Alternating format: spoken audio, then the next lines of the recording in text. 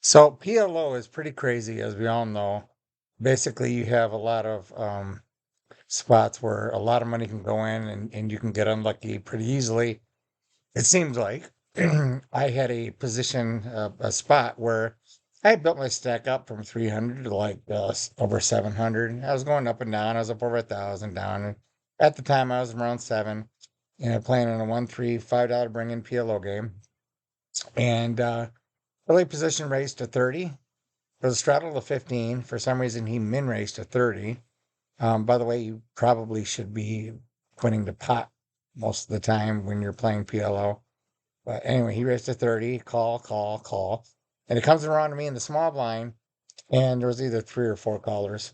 And I looked down at pocket aces, ace 6, 7. No suit. Suit would be nice, but I do have aces.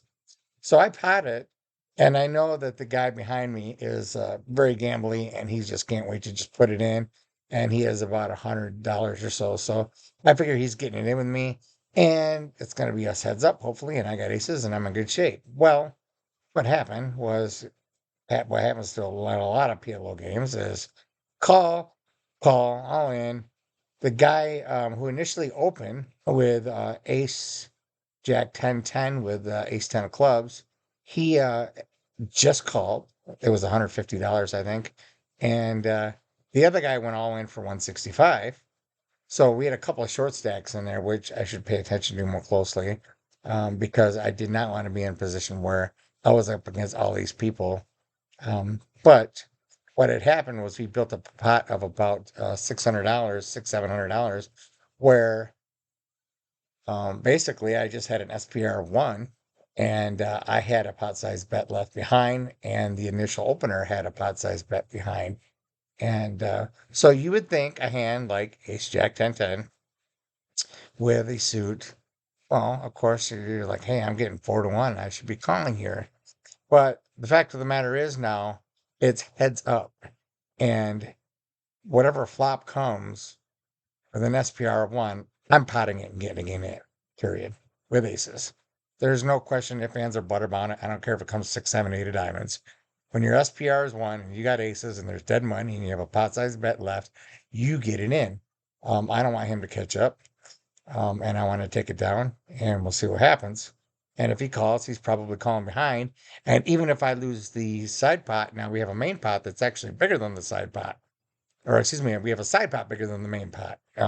So um, basically, if I pot it and he calls, that side pot is twice the size of the main pot. So anyway, the flop came uh, king of clubs, 9 of clubs, like 8 of clubs or something, where he had a gutter and a flush draw. And then when I potted on the flop, put it in, of course, now he has equity to call. But the question is, should he be calling in the first place? Should you really be going up against aces with a hand as pretty as ace jack 10, 10 with a suit? And my contention is no, you should not. Now, if you disagree with me, I'd love to hear your opinions because I might be wrong on this. But I believe the way to interpret this is a hand versus hand graph versus the percentage of flops and equity. So you can contact me or go to my website, pokerpro.us.com. I believe I got it posted on there. This is basically a equity calculator versus hand versus percentage of flops. So basically what you're looking at here is you need about 33%, right? To if I pot it and I have a and so he's getting 2 to 1, right? He will call with 33% equity, otherwise he shouldn't call. Well, he's going to have 33% equity and about 45% of the flops, right? Around there. Around 45% of the flops, he's going to have enough equity to call, which means 55% of the flops that come, when I pot it, he's not going to call. He can't call. He lost that money that he put in.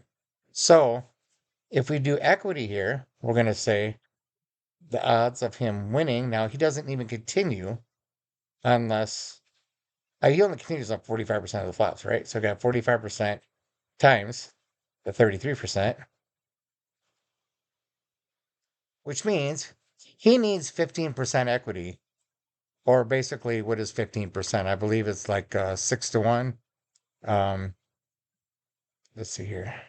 I believe it's like 6 or 7 to 1, 15%, 15, 20, 20, 15, 30, 45, 60, 75, 90. He needs like 6.5, 7 to 1, something like that to call. And there was one, two, three, four people in there, so he's not getting the right price. He needs to get like 6 to 1 or 7 to 1, whatever 15% is. I believe it's like 7 to 1 to make the call. Otherwise, it's a losing call because that's the percentage of times that he's going to win. Because 55% of the time, he's going to just fold, which means you're only left with 45% of the flops that you're going to continue with. And out of those 45% you're continuing with, you're getting 2 to 1. Now, you might be getting better than 2 to 1, but, that's kind of a ballpark, I guess. He actually ended up having something like, uh, uh, he might have had like 45%. So 45 times 45. So about 20%. So he was close to 20%. But again, he can't expect to get, well, let's see, 45% equity is only going to happen about 25% of the time, right? So these are averages. So yeah, so it really doesn't matter. You basically shouldn't call there. Even though it seems like a real pretty hand, you shouldn't be calling versus aces here with these particular stack sizes when I only have an SPR of one behind. Now, you can argue that, okay, well, if you're getting paid off and we have an SPR 2 or 3 or something, then you can argue with, okay, maybe I can call with these hands. But be careful with calling with hands that are pretty when the guy only has a one SPR behind because you probably should not be calling. So it's a little PLO tip of the day. Again, leave comments, suggestions, subscribe, all the good stuff.